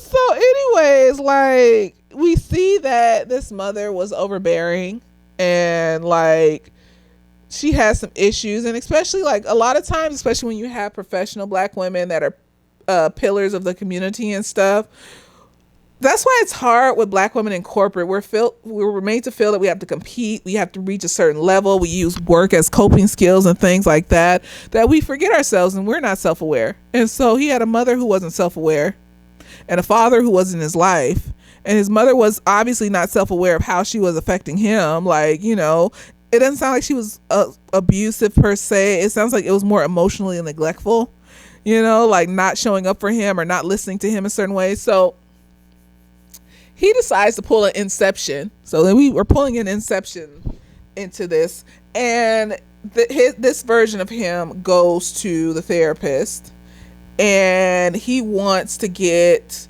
the brain situation within this dimension, right? And my thing is, you're aware of who you are. You're aware of who you are. You are aware of who you are. So you actively did this on purpose. You went and pulled an Inception on purpose. And the one rule is that you can't change the outcome of your dimension, right? And so he's going and putting the headband on within this dimension in a way to change the outcome of this dimension, knowing that he can't do that. And then he goes into a coma in his primary dimension. He has a seizure. It's not funny. This nigga tried to run away deeper into his brain and got lost. I'm tired. He did a super ultra avoidant and ended up in a coma, and I just, Lord, and he ends up on this like plane that is empty, like on some like Langolier shit. That movie is horrifyingly scary to me. Have y'all ever seen the Langoliers? It's based off of this like We're going on a tangent. It's okay. It's based off of this Stephen King short story, and basically, the Langoliers are these fucking horrifying looking creatures with these razor sharp teeth. And so, like, what happens is the plane does a Bermuda Triangle and, like, goes into another dimension or time between time and ends up at the airport that's empty, right? And come to find out, they went back in time like 1 minute. And so now they're stuck 1 minute behind in time, or however the fuck they explained it. And come to find out that the Langoliers, they eat the past. So you can't time travel in that bitch. Because the Langoliers have eaten the past. The past is gone. That shit scared the shit out of me so bad as a kid that I refused to time travel. Why would you time travel? The Langoliers will get you. I tell you what, the Lango motherfucking Lears will get you, bitch. Do not go into the past. They will eat you. They're these big round balls of meat with razor sharp teeth that spin in a circle. They will get you, bitch. So anyways, he's on this empty plane, a la Langoliers, and like he goes to the front of the plane. Like we get this juxtaposition because like he's on this empty plane, but at the same time, he's also in this insane asylum, and he's just woken up from a 18-month coma. He's been in a coma and insane, and we don't know if this is reality or not at this point. He could just be deeper in his brain, like in Inception, or he could, this could be, he could have been in a coma for 18 months. He could have been in a coma for 18 months and, been making this whole journey up in his head and shit. We don't know. And we don't know if we're going to get a season 2. Let's pray that we get a season 2, y'all. If you just believe it, and if the majority of us just continue to think the same thoughts, Supercell got a season 2. I don't know when it's coming out, but it got a season 2. If we just all collectively think the same thoughts about things that we can't say out loud, all of us just collectively thinking the same thoughts about a thing that needs to happen. That's power. It's magic. And all of the magic will collect into the air, and that thing will happen. Shit'll burn down, and the violence will stop, and peace will inhabit the earth. In the name of Jesus. It's magic. It's magical. So I just say, like, we all should just be collectively thinking the same thought. Anyways, we're juxtapositioning between this airplane fight and this. So I'm going to do the airplane fight first. So he gets on the plane, and then, like, he goes to the cockpit and he sees himself passed out. And so basically it's like a representation of how you need to get control of your shit, nigga. You need to get control of your shit, nigga. And so he takes control of the plane and lands it by the end, and that's the end. It's him landing the plane. I don't know. He takes on the memories of the people within the dimension, so maybe. So, but he lands the plane, right? And so in the asylum world, he's trying to tell people that this is like a different dimension and he needs to get back to his primary dimension. So he's sounding more and more like he got some shit going on, right? And so they're just like, the therapist is just placating him, and then the other patients are like, who am I in that world? Who am I? Even the nurse is the black girl from the art show. She like, who am I in that world? And then he just goes down the list of how she services him. And then she just looks at him and is like, well, that's not telling me much. That's not telling me who I am. That's just telling me like what I did for you. Like, who am I? And then he sat there and thought about it, and he was like, oh, maybe I don't know. I don't know you well. I just created a caricature of you in my head and have been using that as a touchstone to make me feel better when I'm sad. But if I ever met you and realized the person, because she seemed a little like, like artsy and, fabulous and like, fancy free and shit all over the place. Like, I don't think he can handle that. I don't think you're ready for that jelly love. The way she was swinging her hair around, and you can't even stand your girlfriend in a fucking lingerie set with bananas on it and shit, and you can't even handle that. You need to figure out what your speed is, because that bitch is not your speed. She's not. She will rip you a fucking new spine, honey. You. As soon as you start acting a type of way, that seems like the type of bitch that would just leave. But the strongest bitches I known have been. I've seen them be manipulated, especially by these sad boy fuck boys that sit up here and use their sadness and depression as a way to manipulate you to stay with them and shit.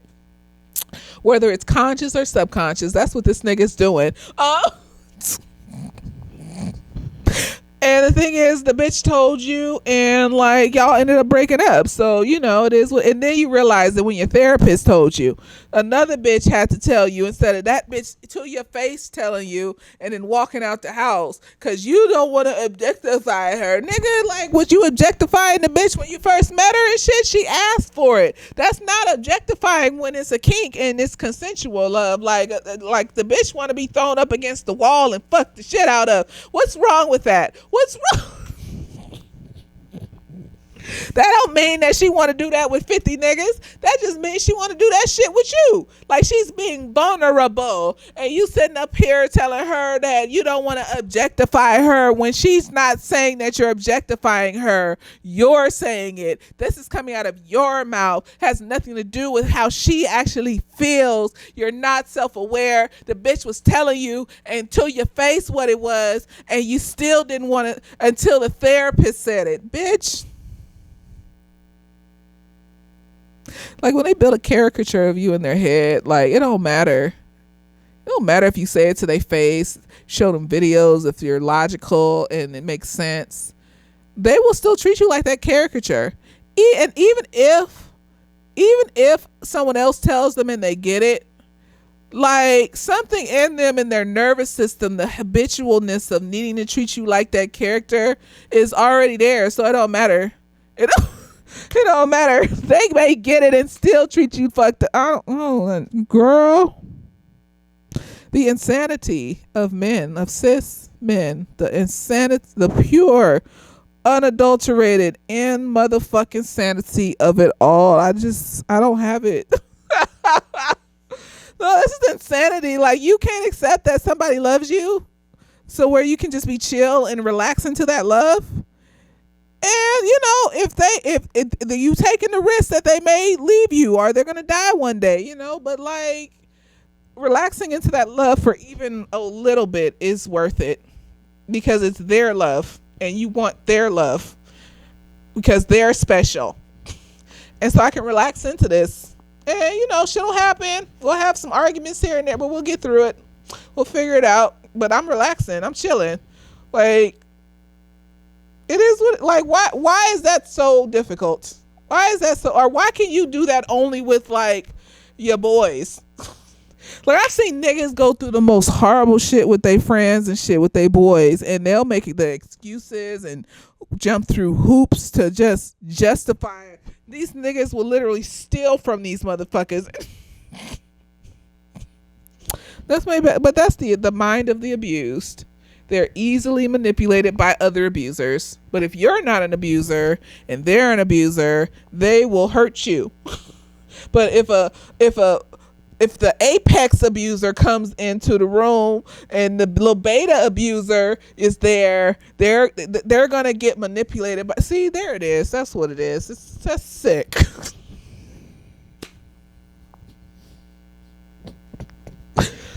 Oh, this shit is sick. This is sick. These niggas are sick. Get help in the name of Jesus. What's wrong with you? You can have everybody tell them, and it can be logical and it can make sense. But if they want to live in it, they will live in it. And all you will be doing is fulfilling their humiliation kink by arguing with them. All you will be doing is fulfilling your humiliation kink by arguing with them. You're not getting anywhere. I refuse, because I have, like, I have a susceptibility to heart disease and cancer in my family, dementia, shit like that. You're not going to spark some shit in my DNA that will kill me. Just because I was traumatized enough. You're not, girl, I'm not arguing with you niggas. You know how many niggas I blocked just because they said one sentence of some bullshit on my stuff? I didn't argue with them. I didn't respond back. I blocked them immediately. I'm not arguing with you niggas. Now, I understand some people I be watching, like, reading people's stuff that they be posting, and there's like black women out there who will happily argue with these niggas. And maybe my neurodivergency, I was just like, why are they arguing with these niggas? Like, what is... But it's like, that's how they make money and shit. So these niggas are funding them. So arguing with them it's his own reward. For me, it's not. That's not gonna reward me. It's not gonna give me anything. Like, I'm not arguing with you niggas. Like, you take what I said, and either you gonna believe it or you not. Like, do what you need to do. I'm not arguing with you niggas. Because you're not going to try to even think about it. You're not even going to try to even consider that you're wrong. Like, even though I always say, like, if I'm not right in this dimension, I'm right in another dimension. Like, if it makes sense and I have to admit that I'm wrong, then the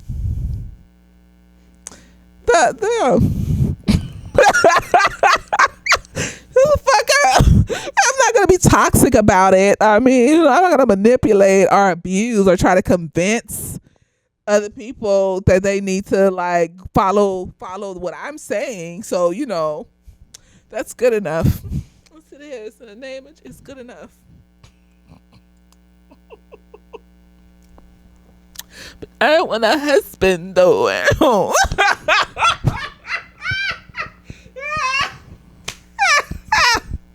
Fuck up. Anyways, he's in the insane asylum, the mental hospital. That's the nice way to say it, and so, like, he's trying to figure out how to get up out of there so he can find another device to put on his head, not realizing that we're just doing an inception, love. You're just going to go deeper and deeper and deeper and deeper into this shit. Like, you can't predict what the dimension will be. Like, you're not listening. That's why you put that shit on in that one dimension, just because you got triggered, because the mere shadow of your mother.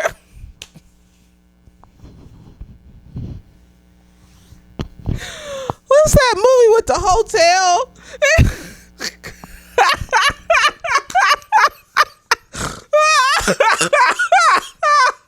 The nigga had the hotel, and it's a Hitchcock movie, and like, he had his dead mom's body in the hotel and shit, and like, the bitch came to stay at the hotel. Psycho. There you go.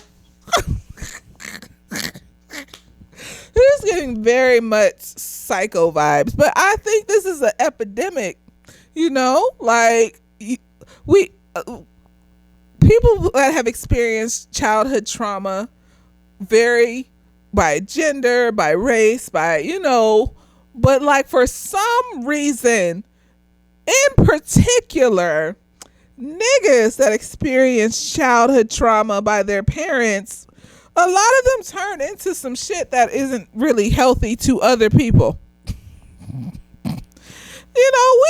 We all that experience it turn into some shit that isn't healthy to ourselves. But for some reason, a vast majority, and it varies from the serial killer all the way down to the fuckboy.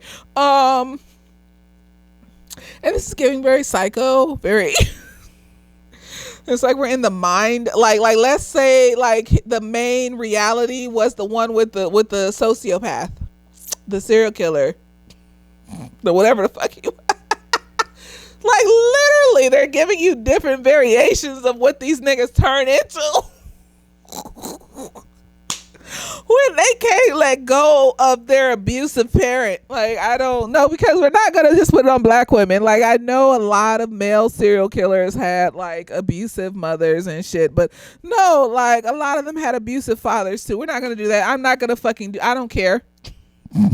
Parents, bitch, your caregivers fucked you up. It ain't just women. It's not just single mothers. And no, I don't care what you're talking about. We're not going to do that. I don't care. I don't even want to hint at that. Fuck all that. And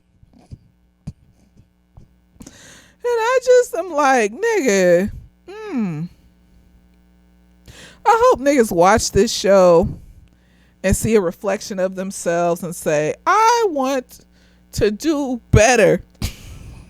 I watched Love Island. And I saw Amaya running around and I got it immediately. I was just like, she's trying to explain herself, and people are trying to gaslight her. And when you gaslight somebody with that, she appears to have neurodivergent tendencies. When you gaslight somebody like that, they just get more expressive with trying to explain themselves and get clarity. And that expressiveness can often look like, oh, you got some shit going on, girl. Like, but once you gain clarity, it stops. You're like, oh, okay, well, it's not like, oh, let me change your mind and shit. Like, a lot of folks that don't have those type of tendencies will do. And the ones that are also unhealed and shit too. The neurodivergent presenting folks that are unhealed, and neurotypical folks and things like that. Like, it's not usually like how they would do stuff. The healed ones, once they gain clarity, they go off and they be sad by themselves until they feel better. They'll leave your ass, act like you don't exist. It's like, oh, okay. Which is really scary to people, because like I will passionately search for an answer, and once I get the answer, I'm like, oh, okay. They'll be like, what do you can just turn your emotions on and off? No, I got the answer. I gain clarity. But when there's no clarity, you literally have to create the clarity in your head until you can understand it logically enough to let it go. Because if you don't understand it, it's going to needle at you. And you physically feel that shit when you have neurodivergencies. You feel it. It feels so unsettling. It's like your body feels on fire, and like you just feel like you want to hit some shit. And you just have these conniptions, like I be flapping and shit. Like, it's just like I need to figure it out. So like this shit is admitting defeat. It's admitting, and it's upsetting that I had to do that. And I think my neurodivergency was key, because I was getting more and more overstimulated and frustrated. And the only way my brain wanted to deal with it was, you gotta fix it now. You gotta fix it without asking for the help. Like, oh God, I don't want to take antibiotics. That shit gives you yeast infections and shit. It gives me yeast infections. I'm gonna have to ask for the yeast infection pill and shit. Oh, just the uncomfortable. But this is more uncomfortable than that. Now it's gotten to a level where I feel like, what if it's rotted all the way down? It's not excruciating. It feels like the muscle in my shoulder hurts. And I'm just like, what if it like rotted on the inside and it's all the way down? And it's like, it's going towards my heart and I'm going to have a heart attack. That's when I had to start thinking of going to the hospital, when my thoughts started to turn in that direction. Because before it was just like, oh, there's just like some water in my ear. Like, we get it out. It'll be like, it doesn't hurt. So obviously it's water. So, like, I learned from watching that bitch, like, what I look like when I was crashing out trying to gain clarity from people about why they were treating me the way that they were treating me. And then I was like, oh, hell motherfucking no, I'm not looking like I will just ghost you, nigga. Like, I'm not gonna. That's why I don't get crushes, because I don't know if I can stop. Like, the more you show me of your decency, the more attached I get, the more like the harder it is to let go. And the overstimulation from that is just, you gotta be top tier for me to put myself through the potentiality of feeling that. You gotta be top motherfucking tier, like chill as fuck, nigga. Like, and just own me. You just gotta be own me and chill and shit. Like, it's not that hard, but it's hard that it is, cause like, I don't know, niggas be emotional and shit. You gotta be chill as fuck. You gotta be own me. You gotta be beautiful as fuck. And you gotta have money. You gotta be a decent person, spiritual, all the things, you know, all the importance, kind, and you know, all the stuff, persistent, you know, protective, all the P's and things like that. And the Proverbs 31, bitch, nigga. You can apply that to niggas. I don't care. You know, it would be nice if you could cook too. Like, you know, I wash the dishes.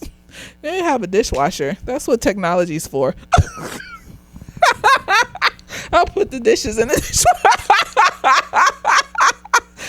Horrible. But see, like, watching that bitch helped me to realize how I looked. It helped me to be like, you know, I don't need to be out here letting motherfuckers, I don't need clarity that bad. And I realized sitting through not having clarity and working through it myself does not hurt as much as seeking clarity. So, you know, I'm going to sit through this and work through it myself. And, you know, it'll be over and I'll be done. Because once it's all out of me, I feel nothing for you except, you know, as a stranger. Like, I hope as a stranger you live a very happy, fulfilling life and, you know, all the things. Like, I don't, you just disconnect from, because I had a whole funeral for you in my head, like the meme said. Like, honey, like I grieved. Like, I was sick. You just didn't see it. You didn't see it, so you didn't know how sick I was. I was fucking sick over you, bitch. Like, and so, like, all that's gone now. It's like taking a massive shit that took a while. But once it's out, like, what are you not gonna, like, recreate the shit? Like, it's out. Like, I don't understand what, it's not logicalizing for people. That doesn't mean that I am an emotionalist, evil person. Like, it just means, like, I already did that. Like, I just did it without you. Like, so, like, that taught me to double down on that shit. Like, so I hope this show, you know, helps niggas be more self-aware of how they're presenting themselves to people, because this is psychologically insane. Like, this is some bullshit. Like, I don't, every version of how niggas are when they're overly attached to their abusive caregivers and things like that, and the parent that didn't show up and shit, like, who gives a fuck? Like, love yourself. They didn't show up because they probably weren't supposed to be a parent, and you was born to a fucked up person, and that doesn't necessarily mean that you're a bad person. And, you know, if you popped out a baby today, that baby looked like you the second coming of Jesus. You just don't still be the same person you was the day before you had the baby. So you standing there just like, if you a drug addict, you gonna still be a drug addict. If you're abusive, you gonna still be abusive. If you're loving and kind and caring and wonderful and shit, and to others and yourself, you're gonna be loving and kind and caring and wonderful to your child. You're gonna make mistakes, but, like, you're gonna feel bad enough about it to make sure you don't make the mistakes often or ever again. So, like, I don't understand. I don't, you know.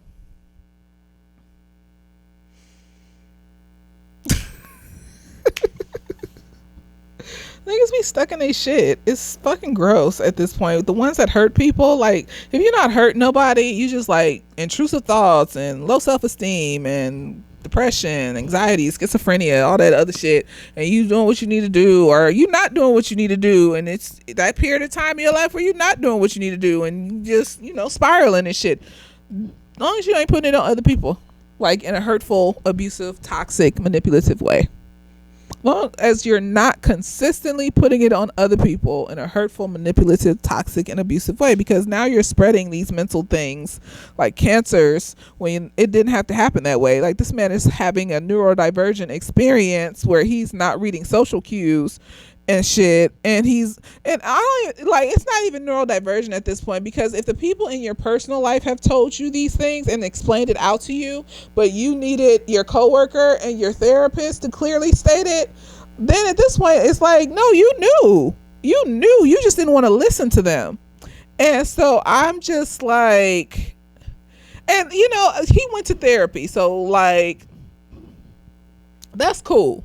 But like, I think he went to therapy because of the work thing, of the coworkers laughing at him. I don't think he went to therapy because his friend and his girlfriend were complaining about him not showing up. I think the work thing tipped everything. See, it's like, it's no matter how many times you tell these niggas. It's like, I don't, how many times you tell these niggas, you still gotta wait till they're ready. And it could be like something small that tips it. And I'm not dealing with that. I'm not dealing with that. Not even a little bit. So anyways, the movie ends where he pretends, or the show ends where he's pretending to be, you know, better. And he's pretending that this is his real reality. But actually, at the end of it, he writes in his journal that, oh, you know, I'm Damascus, I'm not Damarcus, and I was born in such and such to such and such, and blah, blah, blah. And I'm just like, so does that mean that he's just trying to figure himself out, you know, so that he can like stay present with who he is? And will that eventually lead to him being more self-aware of who he is? Or is he just mainly focused on like finding another headset so that he can leave? I don't know. Maybe it's both. Maybe, you know, one will lead into the other. I don't know.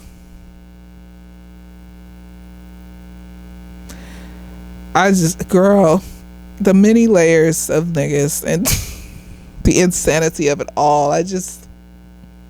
No, because this is a representation of a lot of men. I promise you it is. And it's just like, to see it laid out like this in a psychological way is amazing. It's scientific way, futuristic, blurred. This is fulfilling all of the needs. It's magical. It is. It's magical. But anyways, I'm gonna get off of here because it's like 4:00 in the morning. I took a nap earlier, and so I woke up late. But I'm gonna get off of here. I hope you enjoyed this show. Let me know what you think of the show, and this review. Like, share, subscribe, all of the random shit, and later days.